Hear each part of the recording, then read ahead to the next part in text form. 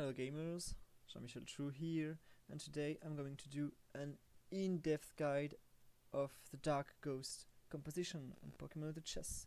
We're going to deeply dive into what is strong with this comp, what are the units, what you should play, what are the mythics, what are the variations of the comp, the itemization you should make, the rhythm your game should have, and we'll see why this comp is probably one of the best rogue comp in the current meta, and why I think it's right now way better than any variation of the fire comp that I longed for a while. And I'll try to do it in English. It's not my native language, so again, I apologize if sometimes I have to seek for my words. It's just that I'm trying my best, actually, and it's still not all that natural to me. To begin with, we'll start with the synergies and their identity. Alright? First of all, there are only 3 synergies that matter in this comp. And any Pokemon that is not either Dark or Ghost should not be welcomed in this strategy. Alright? These 3 synergies are of course Dark, of course Ghost, and the third one is Artificial, because of this guy. Where is it? Oh, it's still, excuse me. Where's Artificial? It's here. Artificial because of this guy right here, which is currently probably one of the most OP units in the game, and it will probably be nerfed next patch and still be good anyway. Let's start with Dark. 3, 5, 7, you can activate it pretty quickly, and what Dark Mons do is that the more you have of them, the more critical strike they do, and the hardest this critical strike hit. So you both gain critical strike chance and actually a lot of critical strike chance right here. 5 darks for 60% critical strike chance is actually insanely good. And you also gain crit damage that is actually pure bonus. If you only got this crit chance right here, it would already be quite okay. With this crit damage, it's actually very good. What does Ghost do now? Ghost transform some of your physical damage into true damage. So what Ghost makes is that it helps you ignore armor. So you build a lot of critical strikes, which are all physical, and you make them true damage. So you hit like a truck while ignoring all armor. And in bonus, every ghost that hits your opponent has 50% chance to silence on hit. Silence, what silence makes, it stops your opponent from generating mana. So you stop them from using their spell, which is actually quite the bonus. However, what we are really looking for here is the true damage part, of course. And last but not least, what does Artificial do? Artificial Mons, when they are equipped with items, gain both attack damage and shield. We're playing 2 Artificial Mons, Litwick right here, which will make use of the AD bonus, and Onage right here, which will make use of the shield a lot more. This is a tank, this is your main carry. Alright? What you can notice about these synergies is that except from the small shield part of Artificial, they are full on carry synergies. All you do with these synergies is more damage. They bring ADs, they bring critical strikes, they bring true damage. They do not bring any tankiness at all. You could argue that the silence part of Ghost will help you reduce the amount of magic damage of the enemy comp, and that's quite true in a way. However, that's not a synergy that's designed to be defensive. This composition, through its synergies, is basically very often offensive. If you played the Pokemon games, the basic showdown game, you will basically call this a hyper offense. You do not defend yourself, your goal is to destroy your opponent before you die. To just crush the comp as fast as you can before your unit can even take damage. There is one single tank in this composition. It's alone to do all the tanking job. It can only do so for some time, and you must have destroyed your enemy before it dies, or else things will be rather complicated for you. Let's now talk about the best units, and we'll start with the two artificial Pokemons that are the core of your team. And I'm again on Steel. Let's go on artificial. So your core is Litwick plus Honedge. Both of them have Ghost and Artificial. So with the two of them, you activate the Ghost Synergy, one stage of it, so you basically gain 20% true damage with the two of them, and you activate Artificial 2, which is all that you need. You do not need more than Artificial 2. With just that, and 3 items equipped on Litwick, which will be your carry, this thing, once evolved, has 9 base AD plus 12 base AD with 3 items, which means 21 AD, and that's while ignoring the status of your items. You could build it 3 tank items, it will still have 21 AD, which is a lot for units that is hitting true. Alright? This dude is your one and only tank. It's often enough because it has Protect, and so it can last for quite a long time actually. And it has a shield. If you start itemizing Honedge, you will have the shield part of Artificial that will help him quite a lot. However, most of the time you'd rather not have a lot of stuff on Honedge.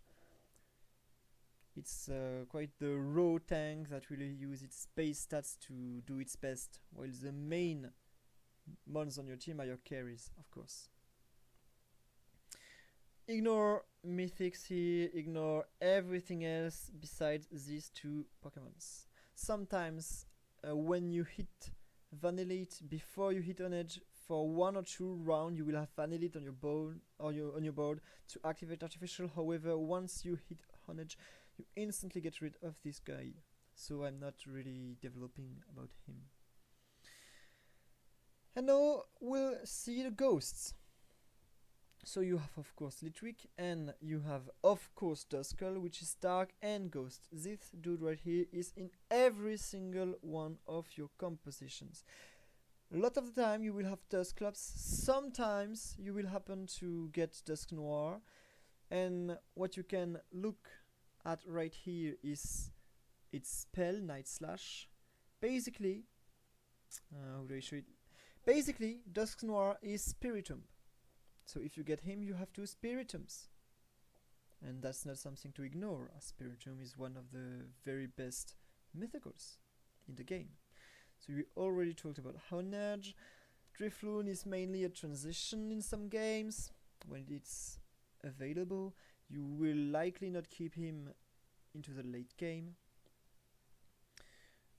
Alan Marowak is not a serious option. It's way too much investments, and it's not Ghost before it evolves. Right now, it may change in the next patch, however, but we are not talking about it right now. Just keep in mind that maybe next patch we may play Alan Marowak because it could very well become a Ghost. Snorunt. Snorunt is quite a good option, however, it's most of the time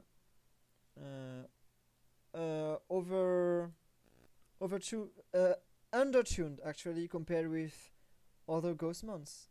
You have a lot of better options than Snorunt, and because of this you will not play him very often, unfortunately. Good Ghastly. Ghastly sometimes has its place, however, even for legendary ghosts, most of the time you do not have the place on your board to use this dude right here. Same goes for Shedinja, you have to fully evolve a legendary mon, this isn't a serious option. However, Shuppet should be on your board once you get it because it's dark and ghost. So it's never a bad option. It should always replace someone you already have on your board. Mythics are the key of this composition. At turn 10 you can have 4 different ghost mythics. You should always take Spiritomb if you get him because it's dark and ghost, so it has both synergies, and actually as you can see it has 20 AD, which is the highest AD of any ghost Pokemon. Mythical T10 at least. Rotom starts with 12 AD only, and its spell isn't all that good. It should be your last choice. Sometimes you can do some shenanigans with Rotoms, doing Dark, Ghost, Electric. However, it's your last options after Blacephalon. Blacephalon has 15 AD, it's quite good, it has fire, and so it's a very good companion with Litwick. And also we'll see later with Houndour. And if you get Mimikyu, you're basically doomed because this guy sucks. I never actually had a game with only Mimikyu as an option at turn 10. It's quite rare because there are a lot of ghost mythics and dark mythics. Most of the time, even if you get Mimikyu, you will have another option. But if you get Mimikyu, you'd better switch compositions because this guy right here is actually not all that good in this strategy. At all.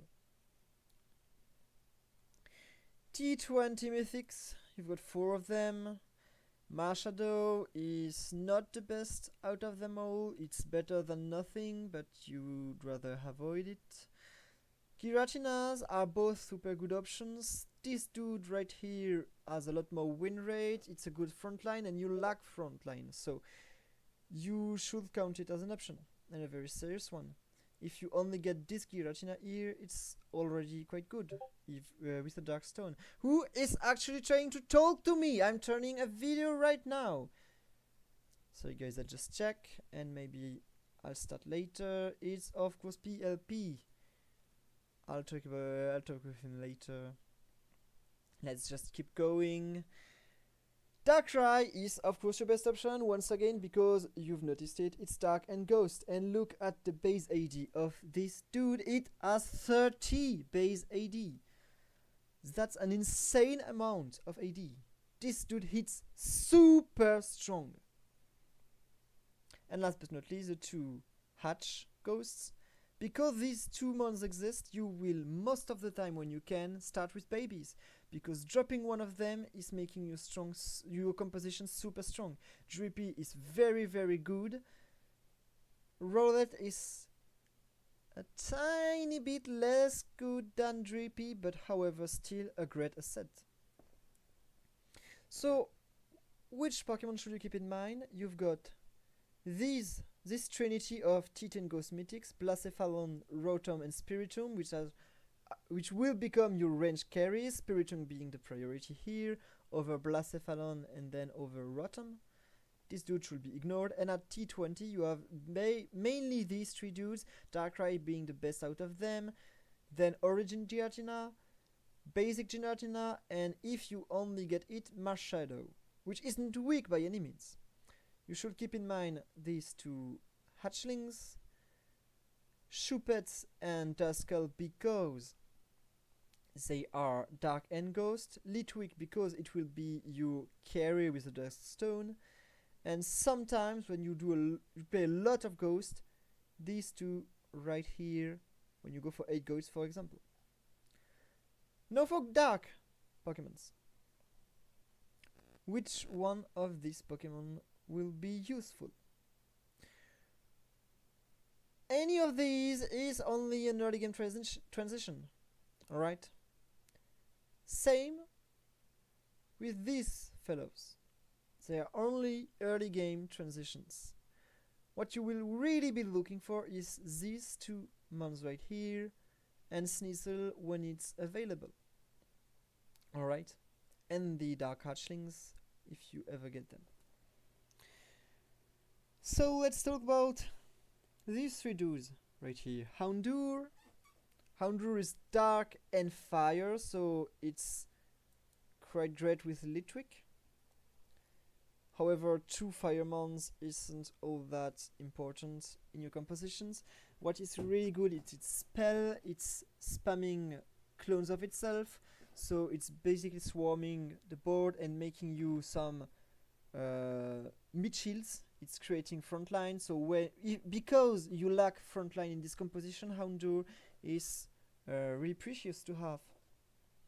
Larvitar, lifesteal, magic damage, great tanky stuff. It has a lot of resistances actually.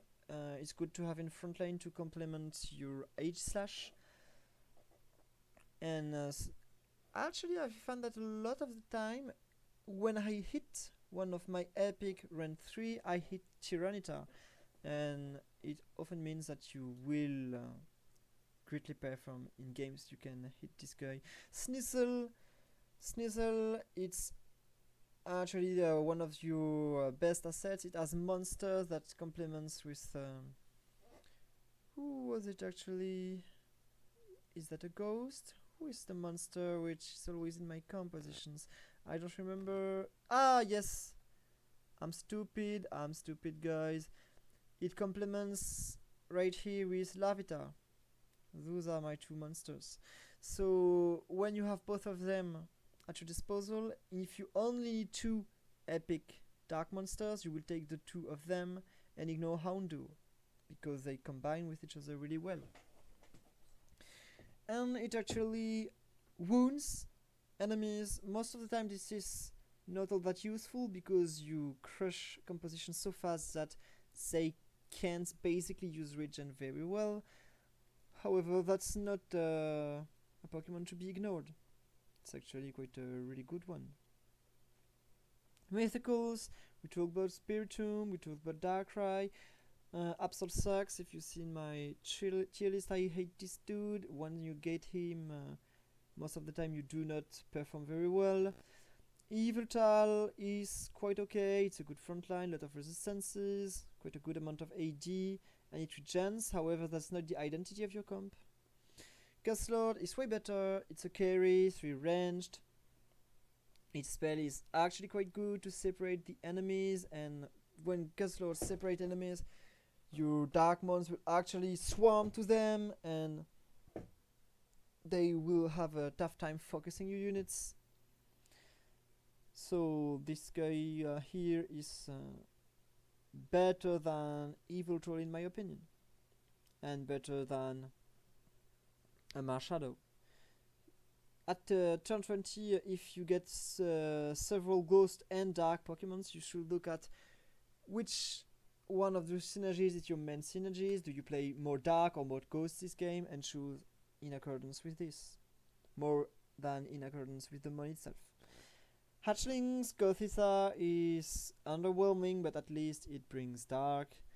Furky is actually better, but you'd rather have the ghost hatchlings than these dark hatchlings. Actually, you keep them of course because they complement your composition. However, they are not what you are wishing for when you are hatching eggs. That's it for the units. Now let's talk about the main variation of your comp, and all of that will be about your mythics. So you can adapt very well because 3, 5, 7, and you can see here 2, 4, 6, 8. You can easily adapt with the amount of ghosts and dark Pokemons that you have in your composition. So depending on the mythic you get or the hatchlings you get in your games, you will either play more dark oriented or more ghost oriented. Alright?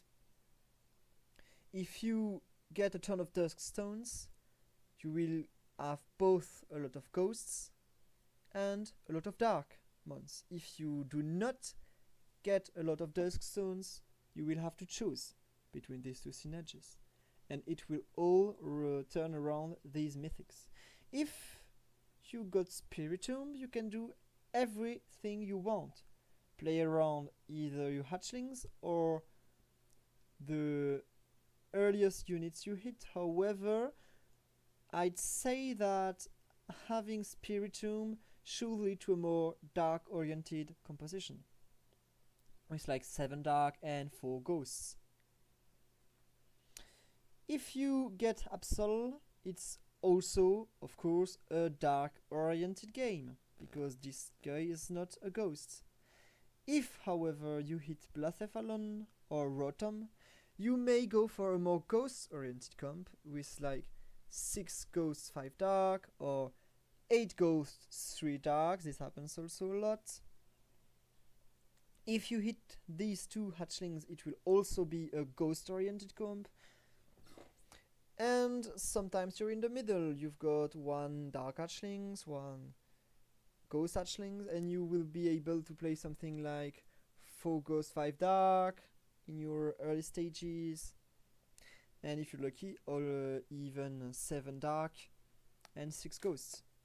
All of it depends on the mythical you hit. Okay, you should always go for the synergy you are able to complete the easiest. Alright? In the current meta, Ghost is a very precious trait, because ground is everywhere and ground brings up resistances, and Ghost basically ignores resistances. So having a lot of Ghosts make you counter greatly the ground oriented comps. Having more raw damage with Dark will counter the more, let's say, shield oriented comps, like normal composition for example. But most of the time, I think Ghost is quite a great asset, and you should never ignore it. You should not play more than 2 artificial. You sometimes see some Ghost artificial compositions. This is not really what I like, and I would not advise you to try to do it. And I'm on steel and not an artificial. I suck as a streamer. Itemization. Let's talk about items. You are an hyper offense, so you want as much offensive items as you can. Duskstone is the only stone you should go for, and you should get 2 of them if you can, 3 of them if you must, 1 of them if you cannot get more. And what I mean by 3 of them if you must is that if you get randomly a 3rd fossil, you go for a 3rd Duskstone most of the time. However, you'd rather not go for a fossil if you already have 2 Duskstones, because that would be actually greedy to do this.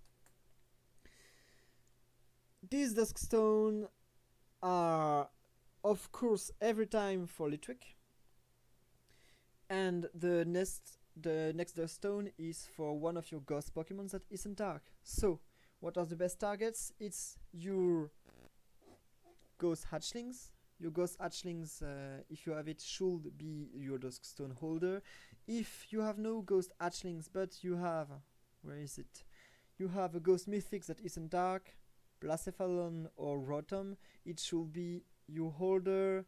Your next best holder will be Honedge, and then only you can give a Duskstones to either Snorunt or Ghastly. Alright. So this is your order of priorities. The best items you want to get is, of course, X-Ray Vision, because you play really burst oriented with a lot of auto attacks. This on Litwick allows it to hit a lot, and it can no longer miss, so it counters water comps that are actually being quite popular right now because they are not bugged anymore. You quite like the Razor Fang because you play with a lot of critical strike chance. This increases your critical damage, so it's always good on a unit that already has a lot of attack speed.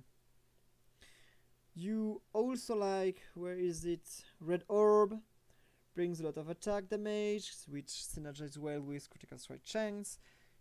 Transform some of your damage into true damage, with is underperforming on ghosts, however it's quite good on dark Pokemons that do not have the ghost trait. This amulet card right here to play the economy early game is never a bad thing to have. I love Gracidea Flower. You like to be more multi-threat in your composition. You do not want to have one single carry, you want to have a lot of carries that can all do some damage, and Gracidea Flower helps a lot with this. It's actually one of the best items in the game. So these are the offensive items you should go for. The rest is mainly underwhelming. You can think of Scope Lens as an option. It's not all that bad if you get Mana. It's probably your best Mana options besides Smoke Ball. For the tanky stuff, on Honedge, you may like a Smoke Ball or a Shiny Charm. Okay, these are two great options. We'll take with a grain of salt the Flame Orb. Flame Orb is only good on units which have a lot of base AT. However, it's converting two defensive items into an offensive items, and as I just said, you do not like to have defensive items in this composition. So if you have one of the components of the Flame Orb, you will want to get the others, because making a Flame Orb out of your defensive item has a lot of value. The best holder of this Flame Orb in the composition are actually, let's search for them here. Of course, right here where it is Spiritomb, very good holder, and Darkrai, of course, because the item doubles your AD. So if you greed and put it on Darkrai in late game, this guy has 60 AD with just one item, which is absolutely insane. With no other item than a Flame Orb, this dude will do more damage in your rounds than a fully perfectly stuffed Chandelure. And Chandelure is OP. It's really, really fucking strong. Darkrai with one single item deals more than this guy. This unit is super strong if you can get a Flame Orb on it. It's super valuable. You should basically always do it if you are able to. I'd even say, if you got a Lampent and it has 3 items including the Flame Orb, you should sell the Lampent and put its stuff on Darkrai. Darkrai will do better with the stuff than Lampent if it includes a Flame Orb. Alright? That's for the itemizations. That there are not actually a lot of items to look for. I should talk about Rune Protect if you play against fairies. Fairies counter you quite a bit, and Rune Protect is the ultimate anti-fairy weapon. If you have it in your stuff, then they basically can't do anything to you. And that's a free top 1. But if there are not a lot of fairies, this item has not very much value. Sometimes when you got 3 Firemons, which will be Litwick, Blacephalon, and Houndour, and you have spare items to do a Firestone, you can do better with it. You could go for 4 Firemons, but that's very niche, and that's not your most valued option. Upgrade is a good item overall, however, most of the time prefer Burst. You'd rather have you would rather have X-ray vision than an upgrade, and by a large margin. If you get choice packs because you have a lot of spoons, you can do choice packs. You have quite a good amount of Pokemon that like to have choice packs. Here you can give it to Blacephalon. Blacephalon likes choice packs a lot. You can give it to Spiritomb. Spiritomb can do pretty well with these items too. Do you have any Darkmon that uses pretty well? Let's see, I do not think so. I do not see any of these that I would wish to hold an AP item. So mainly Spiritomb and Blacephalon if you get him. In Last Resort, Snorunt. Last Resort Snorunt has quite a good spell that takes a lot of value from choice specs if you do not have a choice to make it. If you get 2 spoons, you either make 2 upgrades, which is underwhelming compared with choice specs plus X-ray, or you do choice specs plus X-ray and you have a secondary AP carry that accompanies your composition. I'd say both of the options are viable, actually. Now about the rhythm of your game. In early game, you are most of the time willing to lose. Why is that? Because you want to hatch babies.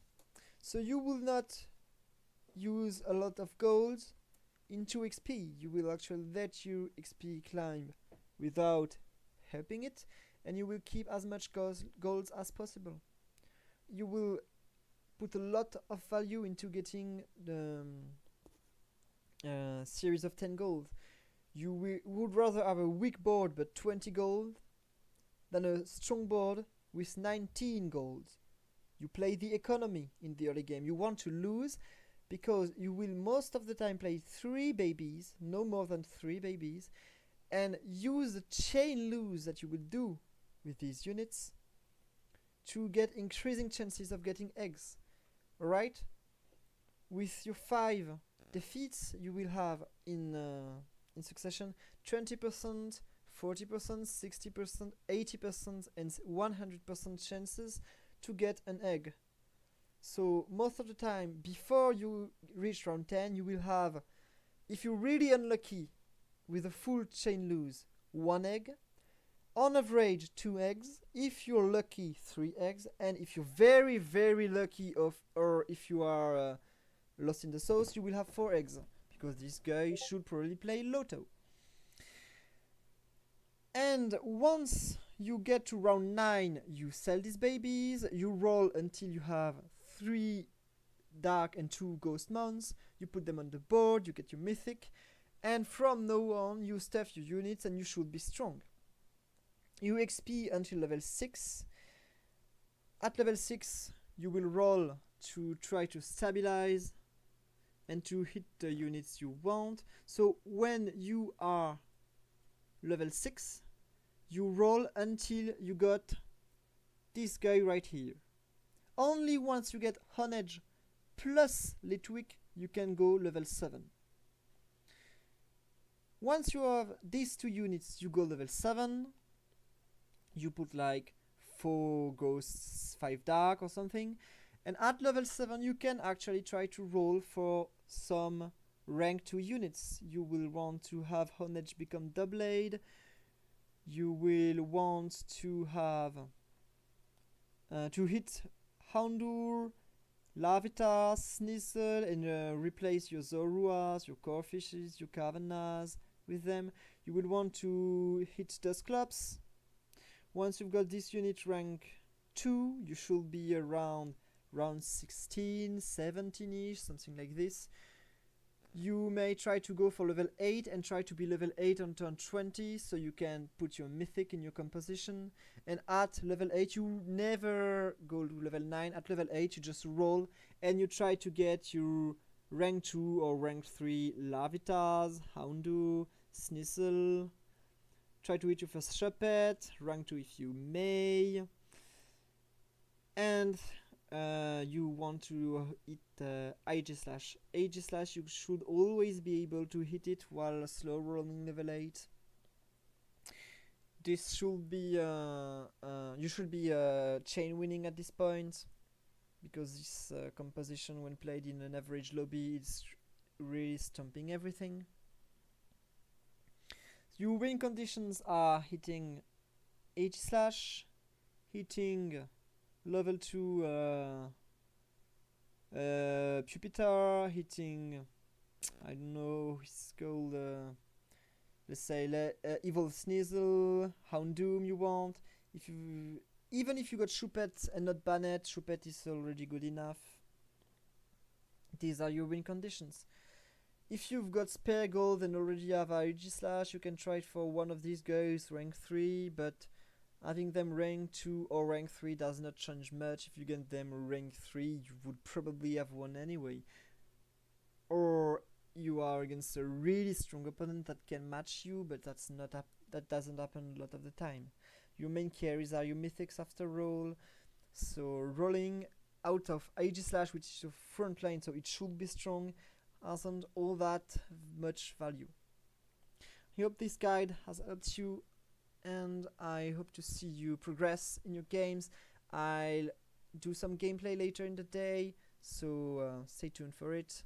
I'll just show some Dark Ghost gameplay and show you what a ghost oriented, now I think it's a dark oriented comp looks like. Then I try to do a ghost oriented game in the coming days. Have a nice day, goodbye guys, and see you in the next video. Bye bye.